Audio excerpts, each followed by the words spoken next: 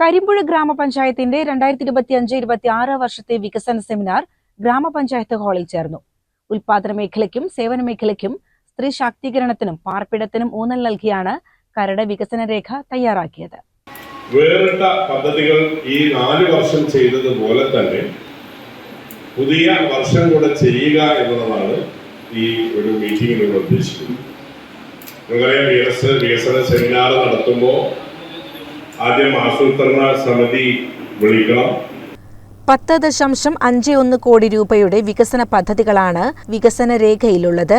സാധാരണ വിഹിതമായി 2.8 കോടി രൂപയും കേന്ദ്ര ധനകാര്യ കമ്മീഷന്റെ 2.1 കോടി രൂപയും പട്ടികജാതി ഉപപദ്ധതികൾക്കുള്ള SCPയുടെ 89 ലക്ഷം രൂപയും റോഡ് ഇതര പ്രവർത്തനങ്ങൾക്കുള്ള മെയിന്റനൻസ് തുക 4.6 കോടി രൂപയും ഉൾപ്പെടുന്നതാണ് കരട് വികസന രേഖ. പ്രസിഡന്റ് KM ഹനീഫ ഉദ്ഘാടനം ചെയ്തു.